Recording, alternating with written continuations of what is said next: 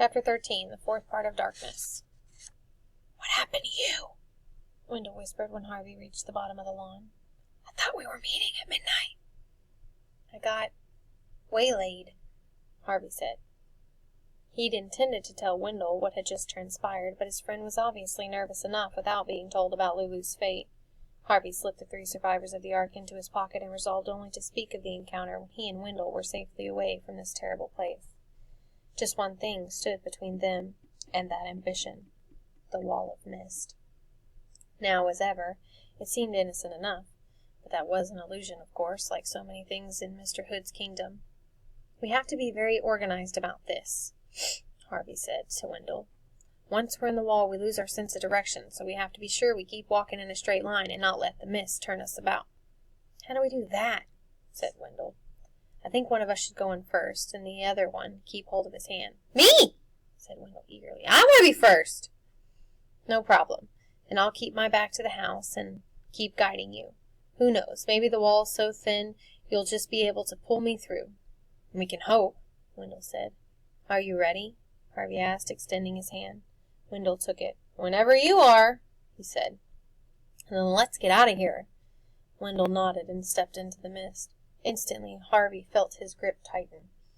"Don't let go," Wendell said, his voice already remote, although he was just a pace away.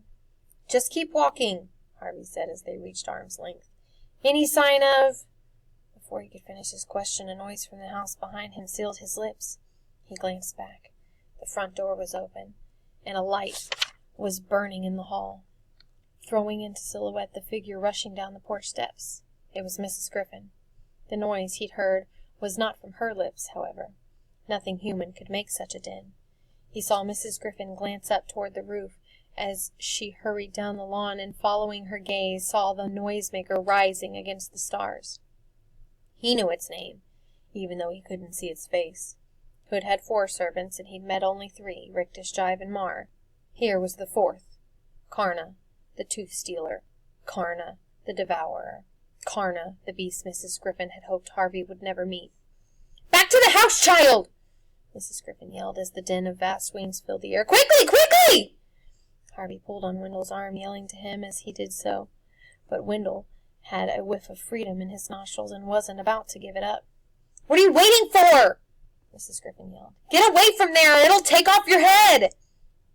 Harvey glanced up at the swooping beast and knew this was no lie.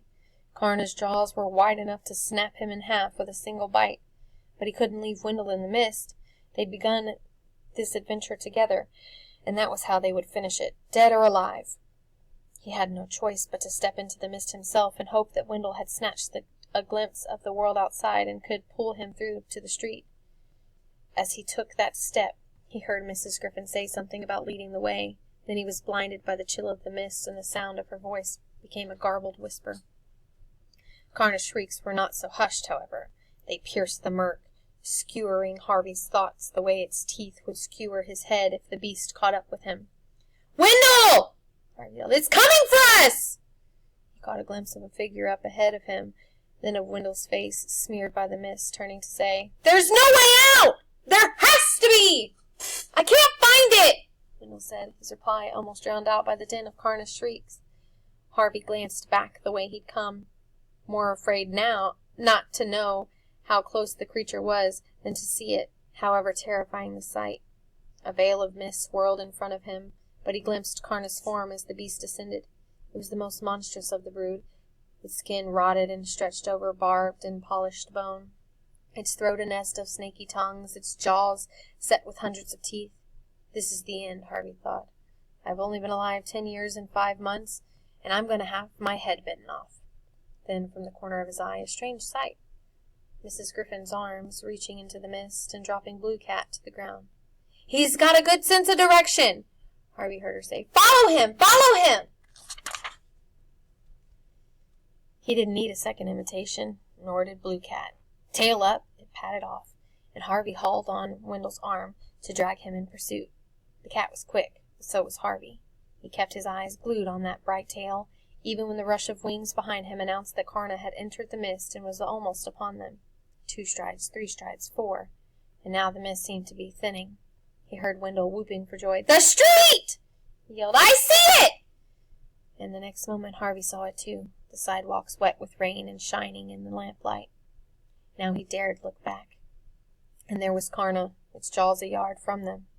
He let go of Wendell's arm and pushed his friend toward the street, ducking as he did so. Karna's lower jaw scraped his spine, but the beast was moving too fast to check itself, and instead of wheeling around to scoop up its quarry, it flew on, out into the real world. Wendell was already there. Harvey joined him a moment later. "We did it!" Wendell yelled. "We did it!"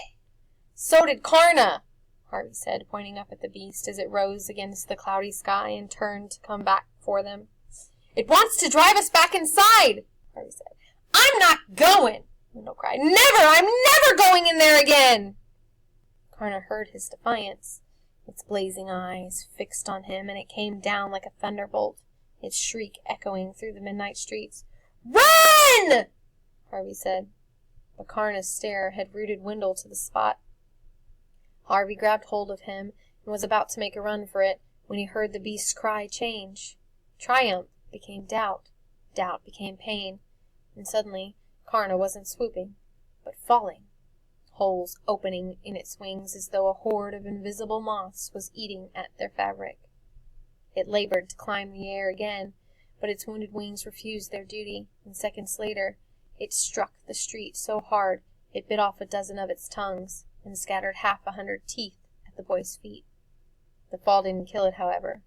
Though agonized by its wounds, it hauled itself onto the spiky crutches of its wings and began to drag itself back toward the wall.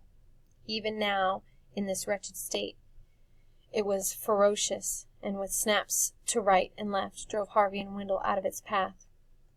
"We can't survive out here," Wendell realized aloud. "It's dying!" Harvey wished he had some weapon to keep the beast from returning to safety, but he had to be content with the sight of its defeat. If it had not wanted their flesh so badly, he thought, it wouldn't have come after them at such speed and brought this pain and humiliation upon itself. There was a lesson there, if he could only remember it. Evil, however powerful it seemed, could be undone by its own appetite. Then the creature was gone, a curtain of mist drawn over its retreat. There was only one sign remaining of the mysteries that lay on the other side of the wall, the face of the blue cat, gazing out at the world that he, like all the occupants of the holiday house, could never explore. His azure glaze met Harvey's for a moment. Then he looked back toward his prison as though he heard Mrs. Griffin's summons, and with a sorrowful sigh turned and traipsed away. "Weird," said Wendell, as he stared at the rainy streets. "It's as though I never left." "Is it?" said Harvey. He wasn't so sure. He felt different, marked by this adventure. "I wonder if we'll even remember we came here in a week's time." "Oh, I'll remember," Harvey said. "I've got a few souvenirs." He dug into his pocket in search of the figures from the ark. Even as he pulled them out, he felt them crumbling, as the real world took its toll on them. "Illusions," he murmured as they turned to dust and ran away between his fingers. "Who cares?" said Wendell.